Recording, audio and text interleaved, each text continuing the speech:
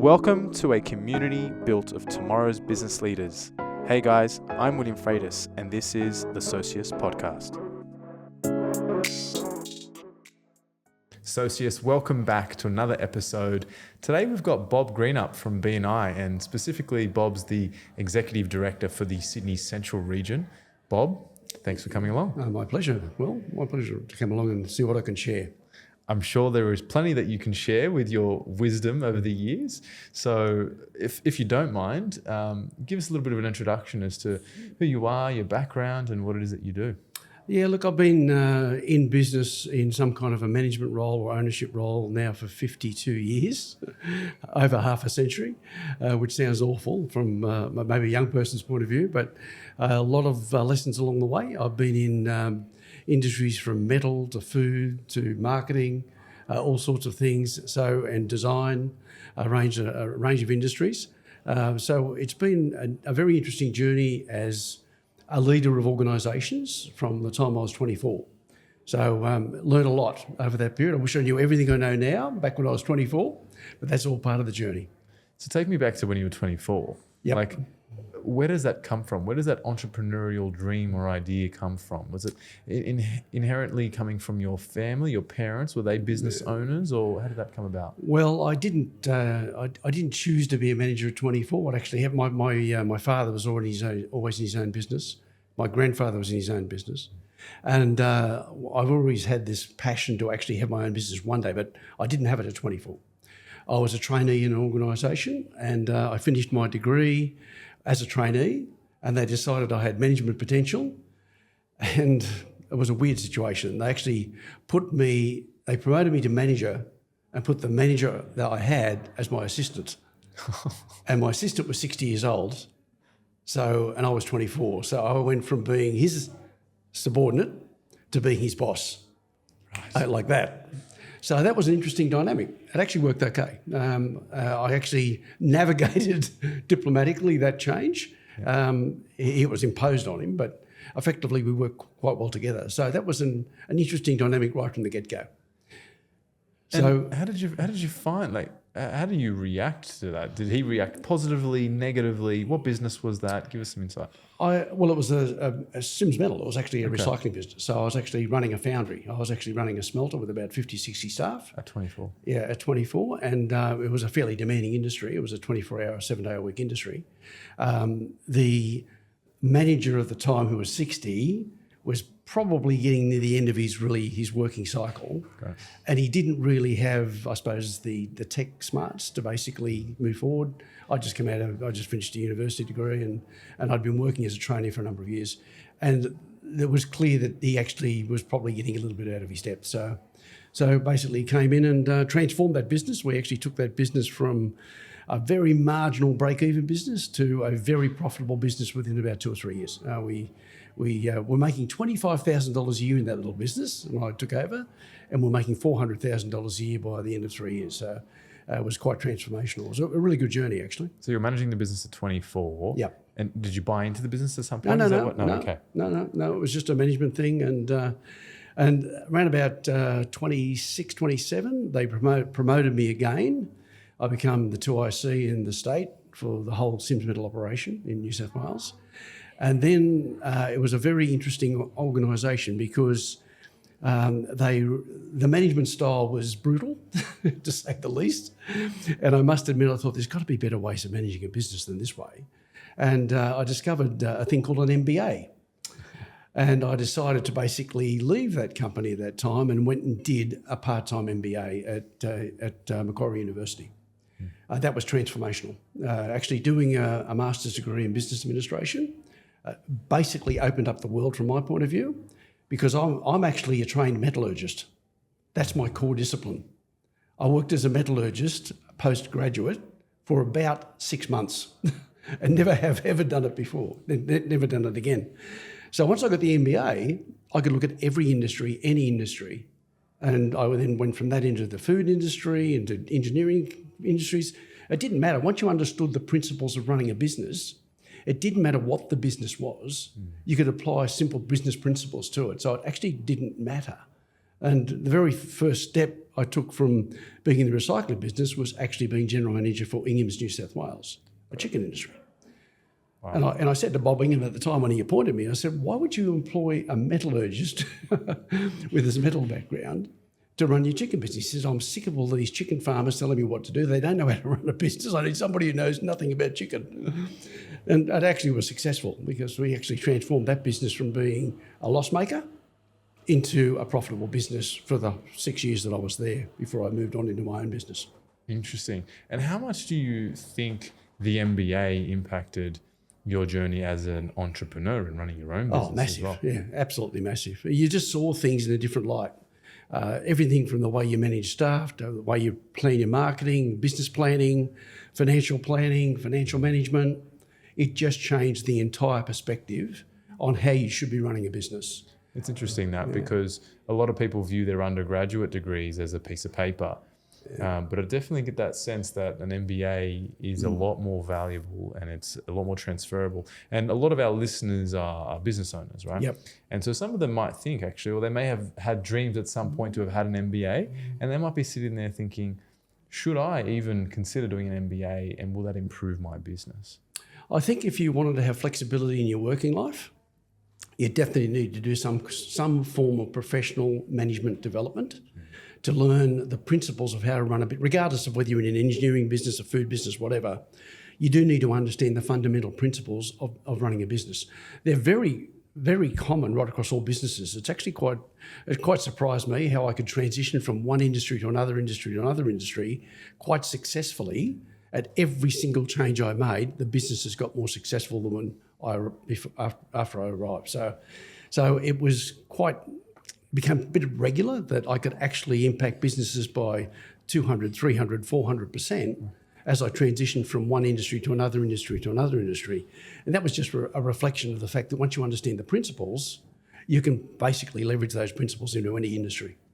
Cool. Okay. And so keep us through that journey. You went from Sims Metal to the MBA to Ingham's Chicken. Where to from there? So I ended up, I was in a corporate environment in Ingham's, and I had about 1,100 staff, something like that.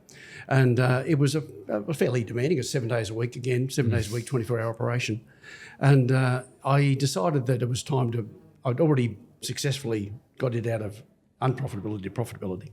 And I decided I needed to change. I wanted that entrepreneurial spirit that was burning away was still alive. I was about, I was about 36 or 37 at the time. And I really wanted to have my own business, and I really wanted to be able to define my working hours because I was working fairly long hours in that general management role. So I looked around for a small business that I could just cruise, right? And I found, and this is it's a good sort of insight into running a business, because I've always bought businesses that are in distress. I've never bought a successful business. And that's a recommendation, by the way. So I come across a little business. A fellow was running a little architectural products business. He had 4 staff. He had no systems. He had no idea how to run it. He was working 14 hours a day, 6 days a week. His wife had told him, if you don't sell this business, I'm divorcing you. I stumbled across this going through a business broker. And anyway, I kind of liked the business. I'm used to metals and things like that. And I like the creative side of things, and he was doing creative work. So I bought the business, and I thought, this is pretty cruisy. He was making more money than I was making as a general manager, even though he was working crazy hours. And I thought that would be a quiet life for a while. But within 12 months, we doubled the business. Another 12 months, we tripled the business. So we literally took it from 4 staff. We ultimately ended up with 60 staff in 3 states. So we opened up in Brisbane and Melbourne, and expanded the office in Sydney. And I had that business for 19 years.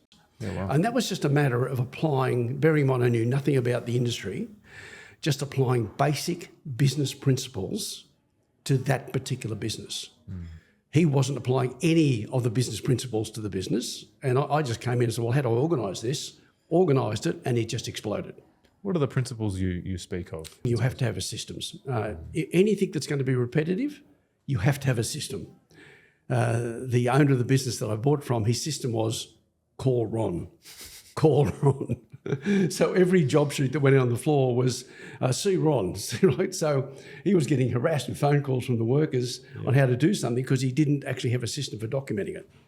So the first thing I did is, you're not going to call Bob. I'm going to document everything, right? So System being number one for the process. system, absolutely got to have the right system. And you also, as I said before we got on air, I've always been big on business plans. I've been setting goals and business plans literally since my mid-20s. So I'm a great believer in that if you write it down and you review it regularly, something goes on in the brain that will actually trigger activity that will lead you towards that goal. If it's not in your consciousness, it's not going to happen. So you do need to make sure that you're clear about the destination. And I could tell you many stories, it certainly goes beyond this podcast, many stories about having a clear destination has driven outcomes and activities that have got me to that destination. But you've got to be very focused about it, very clear about it. The clearer you are about it, the more likely you are going to achieve it. And I find this really interesting, right? Because I've seen it in our own business where you write something down, you're not even sure how it is that you're going to get there, idea. but you commit to that intention, and at some point it all just makes sense. But there's a balance, right? Particularly when you have staff that is both ambitious, that is inspiring and motivational and attractive to the team and its business owner, as well as realistic and achievable. So there's a difference between vision and goals. Goals tend to be something that the staff might relate to on a month-to-month, quarter-to-quarter, year-to-year basis. Vision is something much bigger than that. And the vision has to be really clear, basically going to see where you're trying to head as a vision. Now, the vision can be audacious. It doesn't need to be realistic. I had a vision. I've had several. All of them have come to be. One of the visions, the vision for the business, as this was after about 3 or 4 years in the business, that I wanted to develop an architectural product system, so that when somebody wanted something, I could actually just find the right ABC, put it together, bang, there's your product that you want. Sufficiently customisable that they felt it was theirs, but systemisable that it was easy to manufacture and to produce. So I actually set up a separate division to make this standard product. Down in Pyrmont, Harris Street, Pyrmont, there's a building down there that used to be, I think it might still be there. It was set up for architectural finishes and things like that. So it was a very old building, 100-year-old building, and it was full of all these designers and designer products and so on. So I set up and rented a spot in there, and I started producing a systematic product. And this went on for about 2 or 3 years. And I'm losing about $100,000 a year on this little exercise, but I was very committed to the vision. So I had staff in there, I had salespeople in there. I was just literally committed to actually making this happen. So in the 3rd year, I actually had a strange thing happen. They were doing a terrible job of merchandising it. So he asked whether I could come up with a solution. So I went away, came up with a solution, got the order, but it got me thinking, if they can't do the job properly, so I contacted the company and I said, hey, you guys have got a problem here. You've got a great system, not being well marketed. Within 6 months, I had the franchise, the distributorship, sorry, not the franchise, the distributorship, nationally for Australia and New Zealand. Picked that up literally with an email. Wow. And this is at a time when emails were only just being used. I had to work out how to send an email. It was that situation. And I picked up literally, that business ended up being a $4 million a year business for the cost of an email.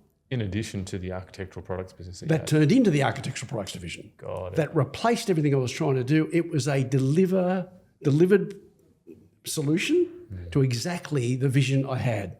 It actually replaced everything I was trying to do overnight, and it was perfect. Brilliant. Do you want to talk to us a little bit about BNI and I guess how you came to be and then what it is as well? Because some listeners may not have heard of BNI before, right? So the thing that attracted me to BNI was the fact that it was actually an organisation that was built on authenticity and trust. I've always had a very strong moral compass when it comes to integrity. So from my point of view, everything that organisation represented in terms of their core values absolutely resonated with me. And I could talk about the businesses I didn't go into because they didn't resonate with me. I could have gone into pubs, I could have gone into tobacco industry, all that. They just don't resonate with me, right? They just didn't fit with me from a moral point of view. But this particular business was very, very, very comfortable fit. Accountability is a big part of the core values of that organisation. I've always, having been in management for 50 years and that stage 35 years, accountability was massive for me, dealing with hundreds, if not thousands of staff and contractors and so on. So the entire set of 7 values they've got totally were aligned with where I like to be. So that culture, the community they build, where people come together with that positive, supportive attitude and really prepared to be held accountable for what they're doing, to me, that's just gold in this day and age. In fact, it's probably becoming even more valuable as time's going on. Absolutely. And did you stumble across B&I? Were you in the architectural products business at that time? Or Let's talk about vision for a moment. So I retired at 54. I sold the previous business, and 56 it was, actually 56 I retired. And after a couple of years of being in retirement, I thought this is not the right thing to do. So what I decided to do was go to a business broker again and see if I could find another. I'd already bought 3 businesses along the way and I'd sold those, and I decided to go and buy another business. And at this stage, I'm mid-50s and I'm pretty clear as to what I don't want. I didn't want staff, I didn't want stock, I didn't want debtors, and I didn't want creditors. They're all the pains in running a business, aren't they, right? So I went to the business broker and said, look, how about you work for me as a business broker? And I said, yeah, well, look, that'll get me out of the house. It'll give me something to do. And you might come across a business that suits you and you can buy the business. So I got trained as a business broker, and he said, you've got to get out and network. You've got to go and join a networking group. So I started doing networking, and I did this for about 6 to 9 months. It was driving me nuts, frankly. Going around all these sort of cocktail parties and breakfast meetings and so on, with no structure. It was just random people meeting random people, and I didn't find much traction in that.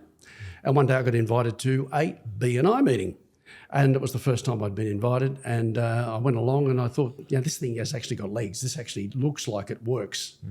And as a consequence of that, I ended up joining. Really enjoyed the experience. I was there for about 9 months, and an email came around and said, hey, this business is for sale. The B&I business was for sale. I thought, is this a business, really? So I rang the guy up and I said, tell me more about this business. And as he's talking to me about it, I'm thinking, no premises, no stock, no staff, no debtors, no creditors. Interesting. The broker had already told me it doesn't exist. So 2 weeks later, I bought the business. And that was 15 years ago.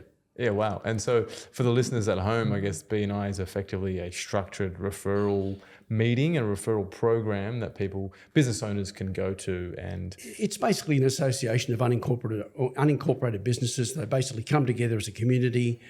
We train them on how to actually build their relationships. Basically, B&I is a training organisation, really, training you and providing you a structure on how you can actually build your referral community, so that you can basically have a lifelong flow of referrals coming through your business. But you have to be credible, you have to walk your talk, you have to be obviously referable, you have to be reliable and accountable. So all of those things, you've got to tick those boxes and it'll work for you. So it's been 50 years in business, and what I can definitely hear as the number one factor for success is vision. Absolutely. Every single time. I could probably give you half a dozen examples of where I've set a vision and the deliverables have just appeared.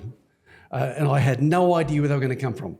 I just knew that's what I wanted. And so I'm going to throw a curveball at you, because I'm a visionary, and I strongly believe that vision is very important. But I do believe that there are some business owners out there, and potentially some that are listening today, that aren't visionaries, that are probably implementers, And so what would you say to them? Like, what's a structure or a process that they could potentially follow or apply to be able to set a little vision? I'll reference it by referencing a book called Traction. There's a book called Traction by Gino Wickman. He actually wrote this book, which I only came across a few years ago now, probably 5 or 6 years ago. But it probably encapsulated, for me anyway, a really good foundation for people to actually solve the visionary kind of problem. The interesting thing about the book is it talks about 2 different types of people you need in your business. You need a visionary and you need an integrator. Now, the integrator is the person who puts the systems in place. The visionary is the one who's got the big ideas and know where you want to go, and you're really passionate about it. So coming back to the question, some people out there wouldn't have a vision or the capability of being a vision. It's actually, that's not the case. Most business owners have actually got vision. They don't have integrators. So when they actually do the maths on the population of, if you like, management or entrepreneur skills that are out there, by far and away, the population of integrators is minute compared to visionaries. Something like about a 10-to-1 ratio. So there are 10 times as many visionaries, big ideas, as there are integrators. So the biggest problem that a visionary has got is if you don't have an integrator on your team, somewhere in your world, you are going to probably fail. Now, I just happen to be an unusual beast because I actually do have an integrator. When you do the assessment, I've got a strong integrator personality as well as having the visionary. So that's very unusual. But if you don't have that, you actually do need to identify the integrator that's in your life. It almost sounds like in your background, in your career, you were trained as an integrator, almost as in that general management role, growing through that development. And then naturally, as a entrepreneur, you set up a business. That is already vision, right? So it is easy to go from being an integrator to a visionary than a visionary to an integrator, right? So I think that is right. I was always very much a detail person. So detail for me, I'm passionate about detail, about getting it right. Visionaries, and I'm good at detail. So I forced myself to be a visionary from being one of those detail people. So if you're not a detail person, find one. But they're hard to find, and if you find a good one, don't let them go. Yeah. Maybe I should be careful when I say this, because if the integrators are listening, you'll know how valuable you are. And look, this is actually on one of the podcasts we've done before. We've spoken about the entrepreneurial operating system. Yep. And actually you provided me the book Traction for the first time 5 or 6 years ago. And vision is important, but what would you, particularly given that it's for businesses to really consider what they're going to look like in the next 12 months, what would you say? So when it comes to, you got the vision right. So that as the leader or the entrepreneur of your organisation, you have to be able to distill that vision down into manageable goals, tangible goals that people can basically work on to drive you towards your vision. One of the things that many entrepreneurs can make a mistake with is they can set too many goals.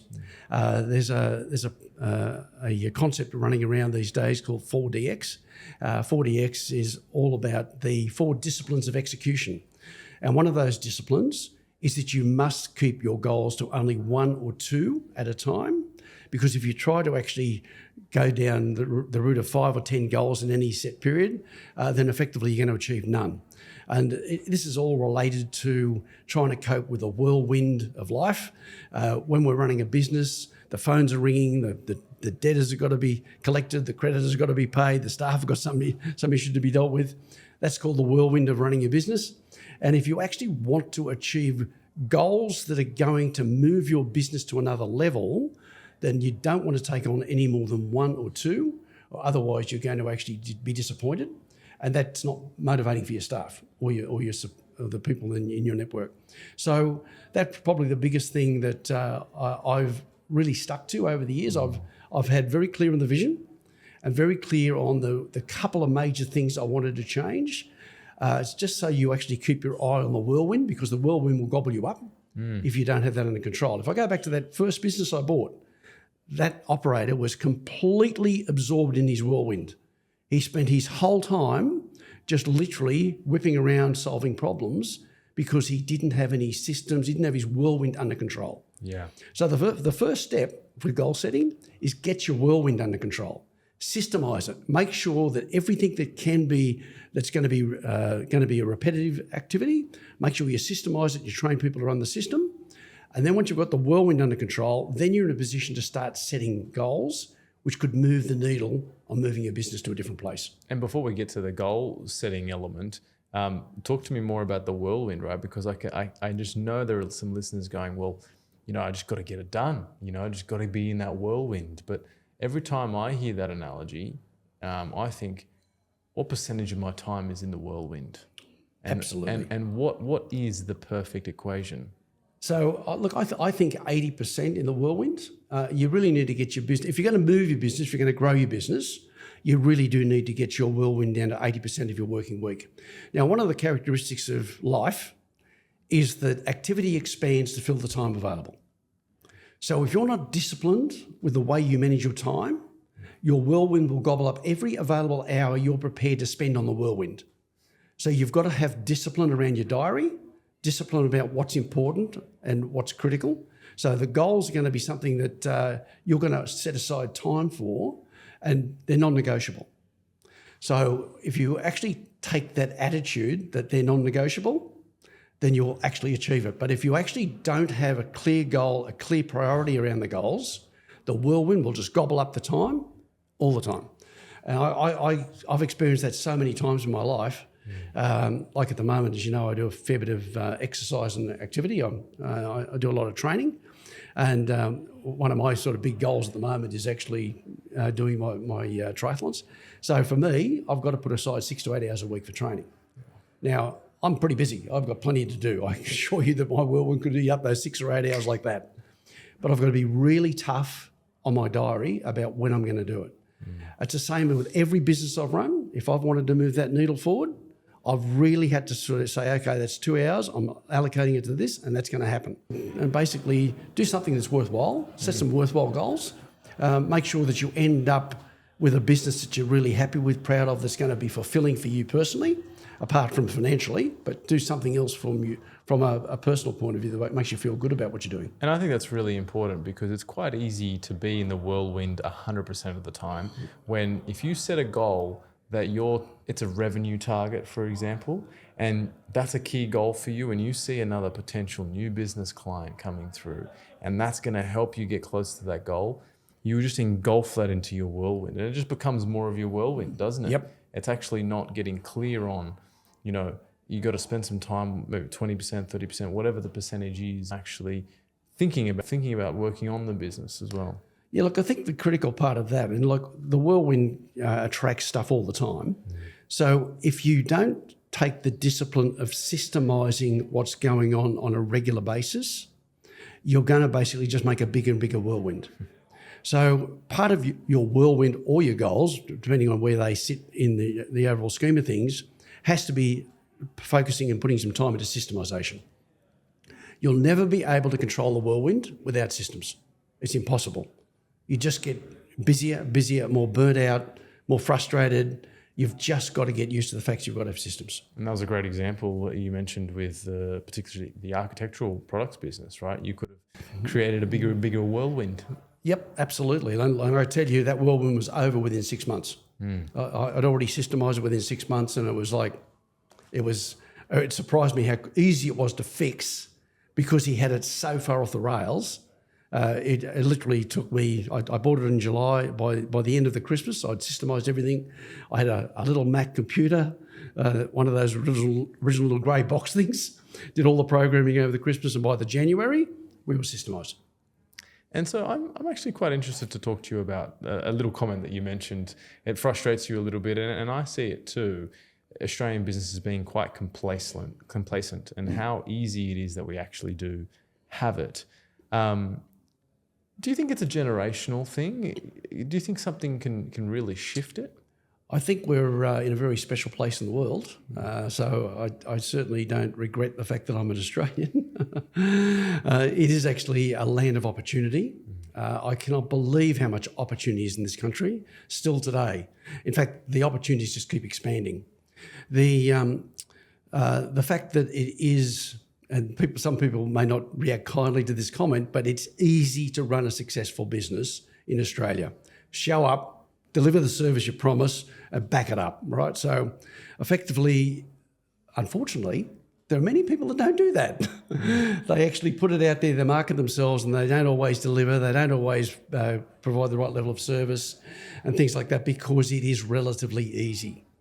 They wouldn't survive if they were in some other countries in the world. They just get gobbled up by the competition. And I think that's a pity because, effectively, I've never resented competition. I think competition keeps you sharp. And I've never, ever been concerned about what my competitors are doing. Because if they didn't have competitors, I wouldn't be driven to lift my game. And they actually get you to produce a better output. So I think if you're a serious entrepreneur, and hopefully if you're listening to this, you're a serious entrepreneur, be the absolute best version of yourself you can be, and not just think about what's the easiest way to make a buck. Yeah, it all comes back to integrity, doesn't it? It all comes back to doing what it is that you said you would do and keeping you and your team accountable. I think Australia's got a bit of a unique, completely priced out of the raw material manufacturing, obviously, because we've got the raw materials in our ground here.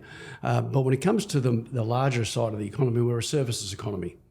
And effectively, with a services economy, it's an intangible product. And intangible products really come back to your credibility, your reputation. We're not making washing machines and things like that. So consequently, people can't touch your product and touch your service. So for me, basically being credible, authentic, all those sorts of things. You go to some other countries, it's about the product. You can see the product, you know whether it works or not. You can read the consumer reviews about the product and so on. But in Australia, we definitely have a very high dependence on reputation. And so what would you say your key tips and tricks are for small businesses in Australia particularly? Well, apart from having a clear vision, I think the biggest foundation for being a successful business owner, well, certainly it's worked for me, is really protecting your reputation. It's about having integrity. I sleep nights very well. I have no time in my whole 50-odd years in business that I've ever done anything that actually has done the wrong thing by people. And a lot of the times that's been to my own expense. So I've always stood by my products or services. I basically, if I've committed to something, I follow through, I deliver on my word. For me, that's absolutely critical. And I look for people like that to do business with. They can get harder and harder to find. One of the things I suppose I find challenging over the last 20 years is the digitisation of who we are. The fact that we can actually put ourselves out there in any kind of avatar we like and project a pseudo reputation according to the copywriter's script, put it out there and pretend to be, fake it till we make it, that kind of thing, right? So over the last 20 years, that's really become quite a powerhouse of people being able to merchandise their personality in a way that doesn't necessarily reflect their authenticity. That's coming back around to basically, I think, where authenticity is becoming more important now, particularly with artificial intelligence and the fact that you don't know what you're looking at anymore or whether you can believe what you're seeing, believe what people are saying.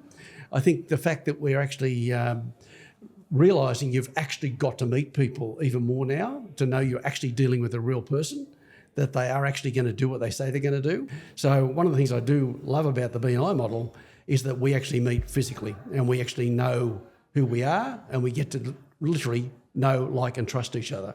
So for me, that's probably the thing that I took very seriously from a very young age. The last thing you want to be doing is doing anything that damages your reputation. You never know where it's going to pop up and bite you in the backside, and you'll never know when you'll need to rely on it to basically move forward. This also comes back to and ties in perfectly the conversation that you mentioned about the whirlwind, because often what can impact a business owner's reputation or a business's reputation is getting absorbed into that whirlwind, over-promising and under-delivering. Yep. That's what impacts your reputation, and that's why it's so important. People seem to think that managing your whirlwind and bringing it down to 70 or 80% of your time is a luxury. I really think it's a requisite. You've got to ensure you maintain that reputation so that you can continue growing. So I think that's highly valuable. You have to have a lot of self-confidence too to basically get the formula right. So. Look, I can remember decisions I've made where I was terrified of overcommitting, and because I suppose I'm so committed. If I had to work 168 hours a week, I would deliver. Right, that's how committed I was to meeting my promises, and I could tell interesting stories. If I did feel like I was over-promising, it was within my capacity to stretch to make sure I could meet it. So I would never promise to do something I knew I didn't have the skills or resources to deliver on, but I might have had to really, really stretch to actually meet the promise. And I've never, ever failed to meet a commitment. My wildly important goal is to be very active till I'm 90. And I'm, as you know, doing triathlons and so on. For me, it's really the commitment to basically looking after my physical and mental health making sure that I keep as active as I possibly can. Now, the body basically has got a timeline, and I'm going to push that timeline as hard as I can. Fantastic. I will add, because it's important, particularly on this topic of setting goals and visions, right? I feel like many business owners spend 15, 20, 30, sometimes even more years building a business, and then either sell or exit and then retire, and then get, is that all it's all about? We got a bunch of money and we've got nothing else to do now. And I think there's so much purpose and so much beneficial energy that comes from being engaged, mentally and psychologically. So I think it's awesome to hear that you'll be continuing on. Well, I'd probably leave you with that. On that particular note, I'd leave you with one final thought. As you approach your 50s and 60s, you want to make sure that you're doing something you can feel passionate about and love doing. If you actually have to grind away till you're 65 or whatever in something you don't enjoy doing, that isn't fun. So spend that last 20 years of your normal active working life finding something you can be really excited about doing until the day you drop. So you can actually leave the world in a happy place and enjoy the journey. Sometimes we've got to start off life at a younger age and just do what we've got to do to put food on the table. But as you get older, you should be able to have options, and you should be able to choose the options that are going to make you excited to get out of bed in the morning. I love that. That perfectly ties up the authentication, the authenticity conversation, should I say. So, Bob, thank you so much for coming on the show. It's been an absolute pleasure. My pleasure. Thank you. If anyone wants to find you, they can probably find you on LinkedIn, BNI, I presume, or yeah, BNI. Yeah, LinkedIn. Yeah, I'm on LinkedIn and BNI Sydney.com.au. That's where you'll also find me as well. I have no doubt people will reach out, Bob, because you've been a mentor for me, and it's been a pleasure to see you build your business. And I've always lent on you with, tips and tricks and elements of those sorts. So I really appreciate your assistance in this journey. But thank you very much. Thank you again, and great to be here. Ladies and gentlemen, Bob Greenup, BNI. Socius, thank you for joining us today. Please hit the subscribe button if you've enjoyed this episode. And if you'd like to be part of the Socius community, follow us on Instagram, Facebook, and LinkedIn to stay in touch. Cheers.